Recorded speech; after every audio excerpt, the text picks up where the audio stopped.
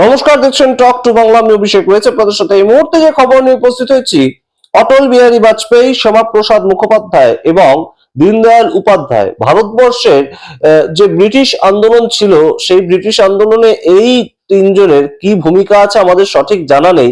তবে এই মুহূর্তে গুরুত্বপূর্ণ প্রেক্ষাপটটা, ভারতীয় জনতা পার্টি যেভাবে তাদের নামটা ফলাও করে ছড়িয়ে দিতে চাইছে, তাতে মনে হয় নরেন্দ্র মোদী এই মুহূর্তে এটাই বর্ণনা করতে চাইছেন, কিংবা ভারতীয় জনতা পার্টি এই মুহূর্তে এটাই বর্ণনা করতে চাইছে যে মহাত্মা গান্ধী কিংবা তামাম যে কংগ্রেস নেতারা লড়াই করেছিলেন ভারতবর্ষের স্বাধীনতা আন্দোলনে, তাদের থেকেও এই অটল বিহারী বাজপেয়ী বা শ্যামাপ্রসাদ মুখোপাধ্যায় বা দীনদয়াল উপাধ্যায়, যারা অ্যাকচুয়ালি বিজেপির জন্য কিছু হয়তো করেছে, তাদের বেশ খানিকটা গুরুত্ব বেশি।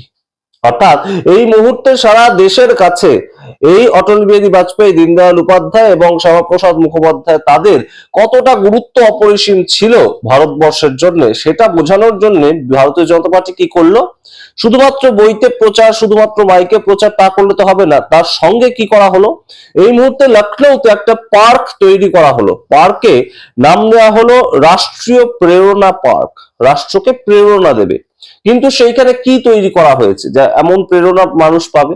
সেই পার্কে আপনারা যে ছবিগুলো দেখতে পাচ্ছেন, বিশাল বিশাল মূর্তি তৈরি করা হয়েছে। এত উচ্চতা না তৈরি করলে হয়তো সম্মান দেওয়া যেত না, এরকম ভারতীয় জনতা পার্টির নেতারা ভেবেছেন। তাই জন্য এত উচ্চতা সম্পন্ন এক একটা মূর্তি তৈরি করেছে।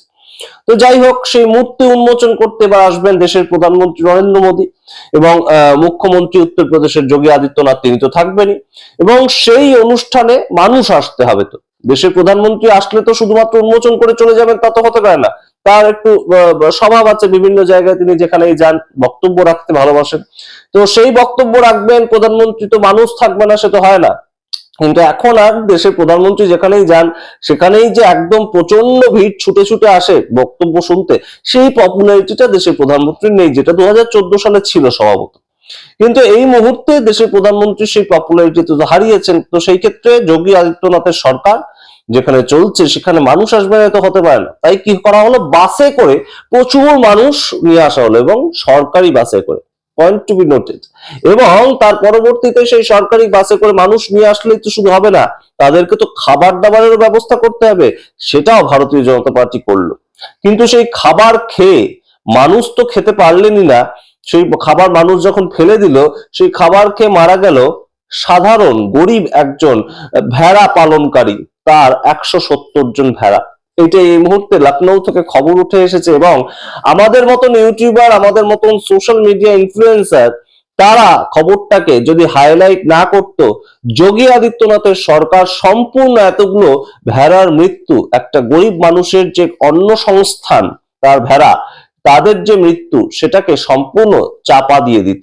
तरफ ले रहे थे। तो वो कूड़ा कहाँ से आया? सर वो कूड़ा कूड़ा नहीं था से सर, पीएम आए खाना थे ना। जो पहले मोदी आया था उसका जो खाना लोग खाए, जो खाना पड़ा था यहाँ पे, उसको कल दिन भर हम लोग भेड़ी पे चराए और शाम को इस पर रोक दिया। उसी को खाकर साहब इधर मर गए। हम लोग गरीब आदमी क्या करें? कितने भेड़े हैं? भेड़ 300 सर, 100-150 भेड़ी तो मर चुकी साहब जी।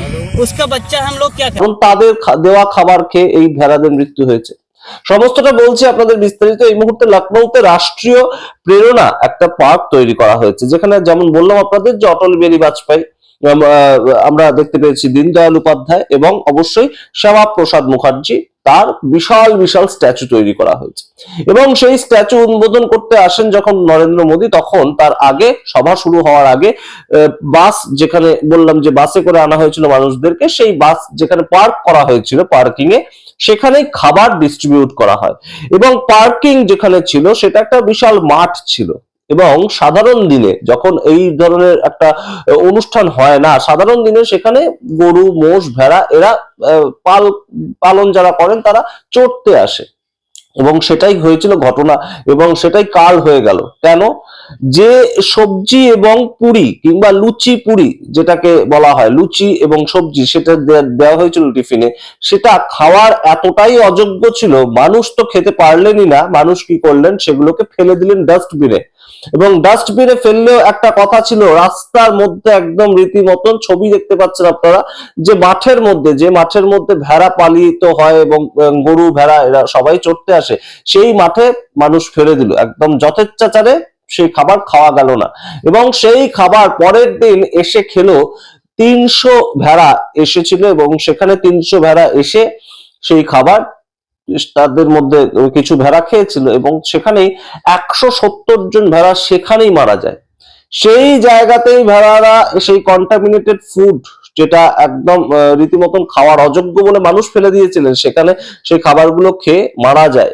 এর পরবর্তীতে ঘটনা আরো বাড়তে থাকে। এর পরবর্তী ঘটনাটা আপনারা শুনুন। এর পরবর্তীতে সরকারের পক্ষ থেকে যখন এই খবর জানাজানি হয়ে যায়, এবং যে ভেড়া পালনকারী ছিল সে তো বুঝতে পারে না যে এত ভেড়া একসাথে সেখানে লুটিয়ে পড়ছে, মারা যাচ্ছে, কি হচ্ছে বিষয়টা।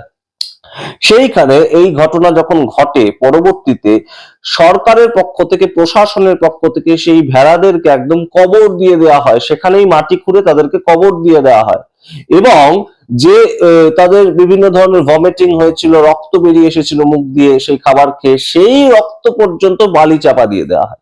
কিন্তু ততক্ষণে যে ভেড়া পালনকারী ছিলেন তিনি অলরেডি সোশ্যাল মিডিয়াতে বলতে শুরু করেছেন এই ঘটনা, এবং সোশ্যাল মিডিয়ার কতটা ক্ষমতা এই মুহূর্তে আরো একবার সেটা প্রমাণিত। যোগী সরকারকে স্টেপ নিতে হয়েছে, যোগী সরকার এই মুহূর্তে স্টেপ নিয়েছে, তবে স্টেপের মধ্যেও সমস্যা রয়েছে। সরকার বলছে সেখানে 170টা ভেড়া মরেনি, যে মালিক সে বলছে 170 মরেছে, সরকার বলছে 71টা মাত্র ভেড়া মরে গেছে, এবং সেই 71টা ভেড়া পিছু আমরা প্রতি ভেড়া পিছু 10,000 টাকা করে দেবো, অর্থাৎ 7,10,000 টাকা দেব।